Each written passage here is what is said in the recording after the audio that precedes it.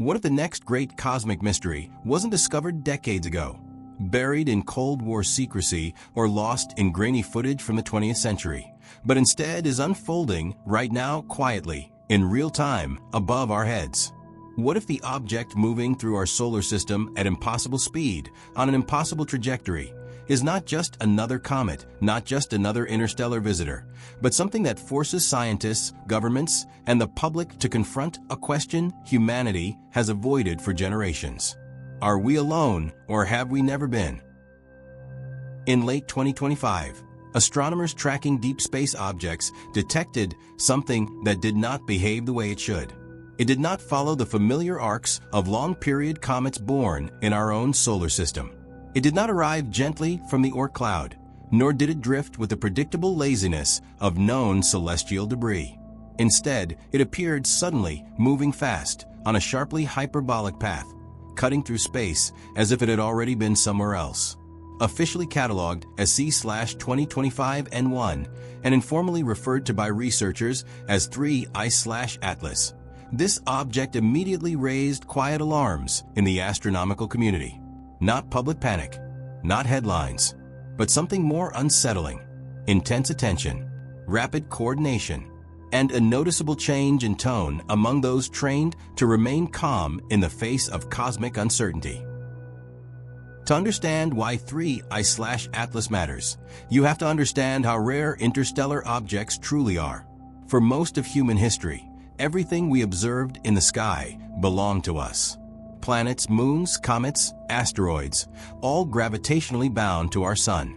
That belief shattered in 2017 with the detection of Oumuamua, the first confirmed interstellar object passing through our solar system. Then, in 2019, Borisov followed, behaving like a more conventional comet, offering comfort in familiarity. But 3I/Atlas does not sit comfortably beside either of those visitors. Its behavior, its brightness fluctuations, its velocity, and its geometry resist easy classification. And when scientists cannot easily classify something, history tells us that discomfort follows. Early observations suggested a compact object, possibly cometary, yet lacking the dramatic outgassing expected as it approached the sun. Instruments measured motion inconsistent with simple gravitational modeling, forcing astronomers to introduce corrective variables.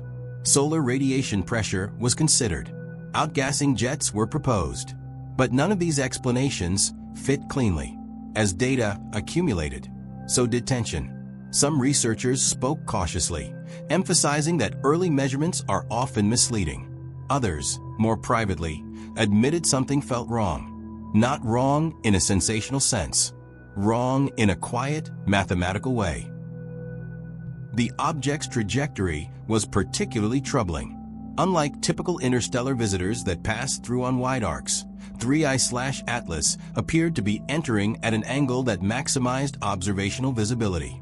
It passed through regions of space heavily monitored by modern survey telescopes, almost as if chance had aligned perfectly in our favor, or against it.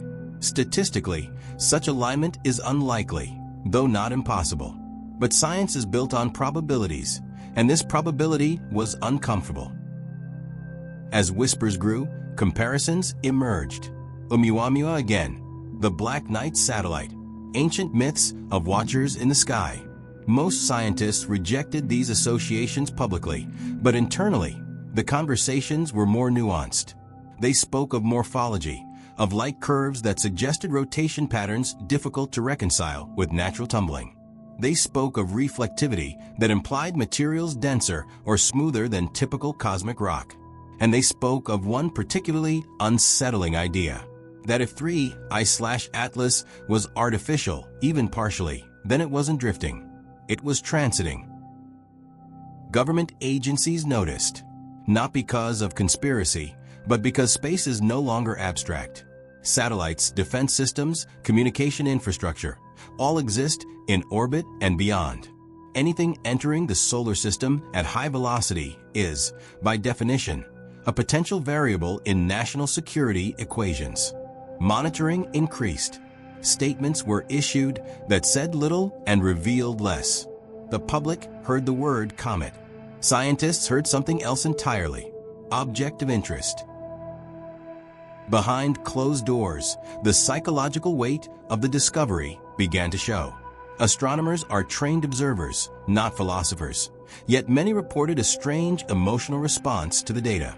Sleepless nights, obsessive recalculations, a quiet dread that had nothing to do with fear and everything to do with implication. Because if this object was natural, it was an anomaly. And if it was not, then humanity was no longer observing the universe in isolation. Attempts to model its origin produced conflicting results.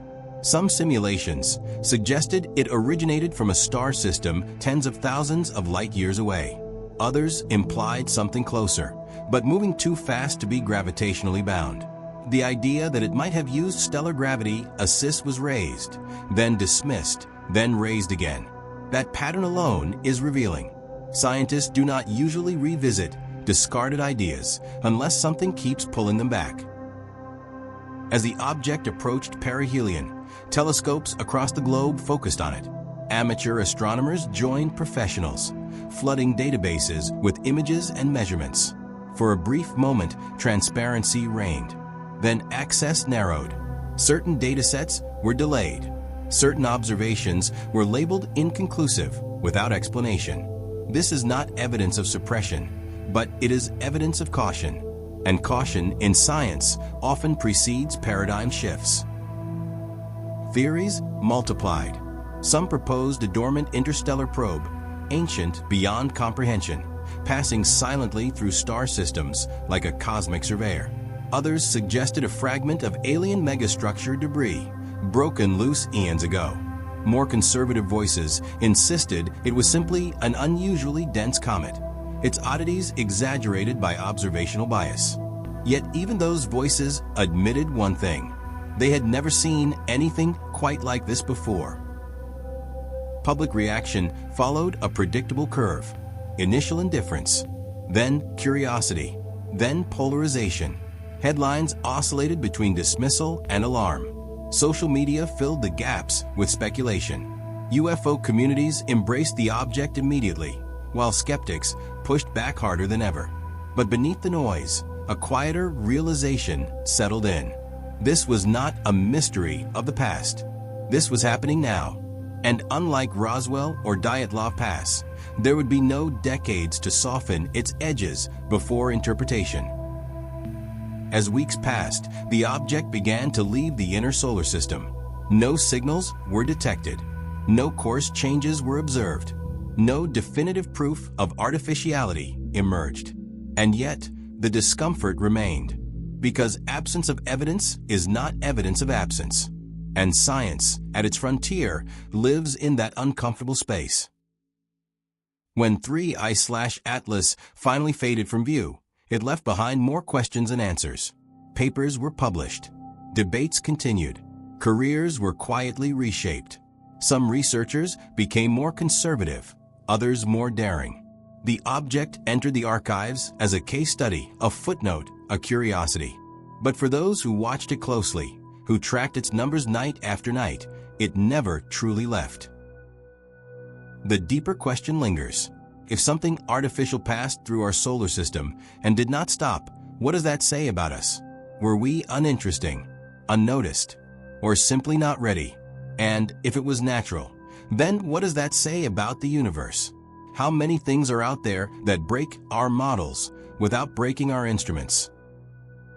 The story of 3I/Atlas is not about aliens. Not really. It is about humility, about the limits of certainty, about the moment humanity realizes that even with our technology, our equations, and our confidence, the universe still holds the final word. Somewhere beyond our sun's influence, that object continues its journey, silent, unreachable, unbothered.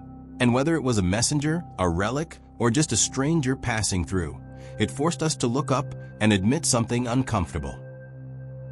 We are not the center of the story. And perhaps we never were. So the question remains, if the universe has already knocked once, will it knock again? And next time, will we recognize it for what it is? Or will it pass unnoticed once more?